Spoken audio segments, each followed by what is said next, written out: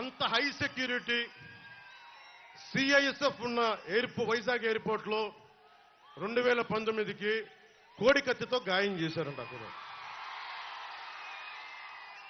సరే మనందరం ఏం చేశాం? జనం కూడా ఏంటి కదా, మన తిలక్ గారు చెప్పినట్టుగా, దేవరకొండ బాలగంగాధర్ తిలక్ చెప్పినట్టుగా, కొడవగంటి మనకి కుటుంబరావు గారు చెప్పినట్టుగా, మనందరం మధ్యతరగతి మనుషులు. మనందరికీ ఏంటంటే అధికారం ఉన్నోడు డబ్బున్నోడు ఏమి చేసినా దానికి ఒక నైతిక భాష్యం ఇస్తాం. పాపం కాకినాడలో ఉండే ఒక మాఫియా డాన్ ఎవరిని కత్తితో పొడిచినా పాపం ఆయన ఏ పరిస్థితుల్లో పొడిచారో పాపనండి, పాపం చంపేశారు. వైఎస్ వివేకానంద రెడ్డి గారిని ఏ పరిస్థితుల్లో పొడిచారో తెలియదండి మాకు. 30,000 మంది ఆడపిల్లలు అదృశ్యమయ్యారని పాపం జగన్ గారు ఏం చేస్తారండి పాపం. ఇది సగటు మధ్య తరగతి మనం చేసే తప్పు. ఇది మన హక్కులను మనం తెలుసుకోవట్లేదు. జగన్కి గాయం అయితే రాష్ట్రానికి అయ్యా గాయం. మీ జెడ్ కేటగిరీ సెక్యూరిటీ ఏం చేస్తుందా? మీ జెడ్ కేటగిరీ సెక్యూరిటీ చూసుకోరా మీరు? మరి చంద్రబాబు గారి మీద రాళ్లు కొట్టించినప్పుడు రాళ్ల వర్షమే కురిపించారా మీరు? అప్పుడు ఏమైపోయినాయి? అప్పుడు రాష్ట్రానికి గాయం జరగలేదా? అంటే మీ మీద ఇంత గులకరాయి పడితేనే గాయం అయిపోయినట్టు.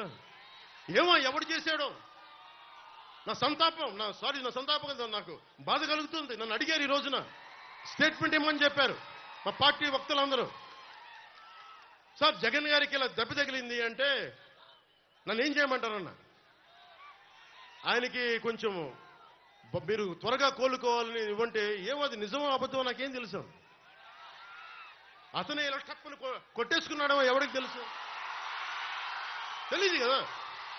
ఎందుకంటే కరెంటు పోయింది, దండలు ఉన్నాయంట, ఆ దండల్లో వాళ్ళే రాయిపెట్టి కొట్టుకున్నాడేమో, లేదు నిజంగా పోని ఒకసారి నాన్న పులి కథలాగా ఒకసారి చెప్తే బాగుంటుంది.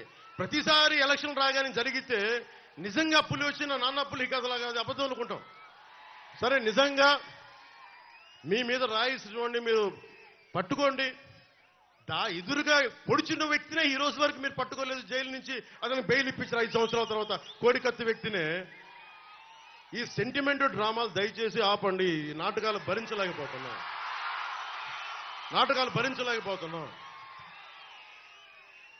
నేను వచ్చేటప్పుడు నా మీద బోల్డెన్ రాళ్లు పడతా ఉంటాయి.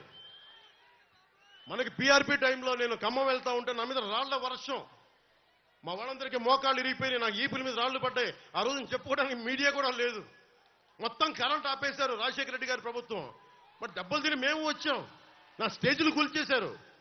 కాదు నేను ముఖ్యమంత్రి కొడుకుని కాదు కదా, ముఖ్యమంత్రిని కాదు కదా. మన కథలు ఎవరికి తెలియవు.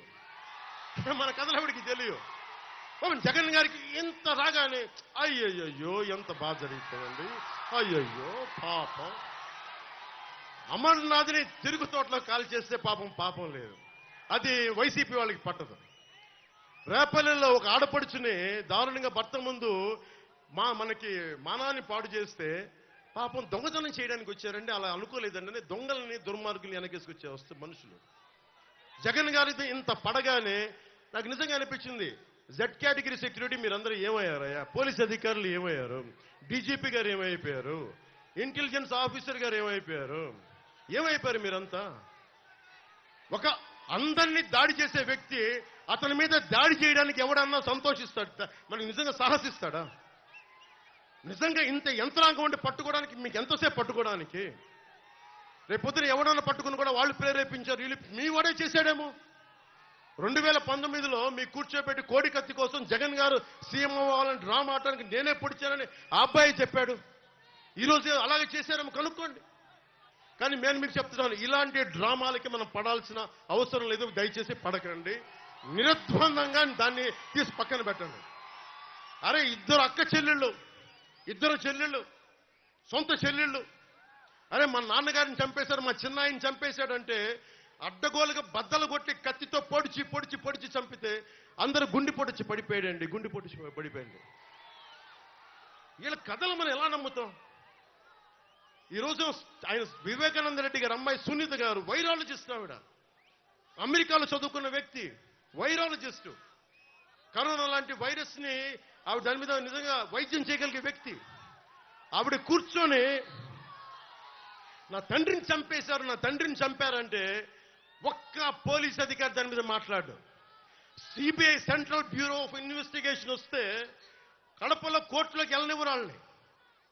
ఇంత దారుణంగా ఉంటే మనందరం కూర్చొని చేతులు ముడుచు కూర్చున్నాం. మనందరం, మనకు పౌరుషం చచ్చిపోయింది, మనందరికి చచ్చిపోయింది. ఎందుకు నేను వ్యతిరేక ఓటును చీలొద్దు చీలొద్దు చీలొద్దు ఎందుకంటానంటే, ప్రజాస్వామ్యాన్ని కూని చేసేవాడు ఒకడు కూర్చొని మనందరినీ పొడుస్తా, చంపుతా, దోపిడీ చేస్తా ఉంటే ఎంతకాలం భరిస్తాం? ఎంతకాలం?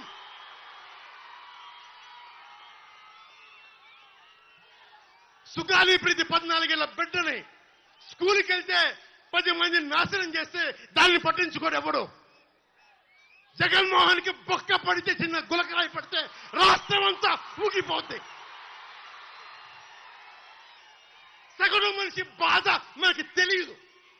సగటు మనిషి బాధ మర్చిపోయాం. నిజంగా నాకు ఆవేదన ఉంది, ఏడుపు వస్తుంది. తప్పు జగన్మోహన్ రెడ్డి కాదు, మందే. మనకు పౌరుషం చచ్చిపోయింది. ఇందాక తినాలో చెప్పినట్టుగా దాస్యం చేసే కంటే కూడా చచ్చిపోవడం మేలు. దాస్యాన్ని ఆపేద్దాం.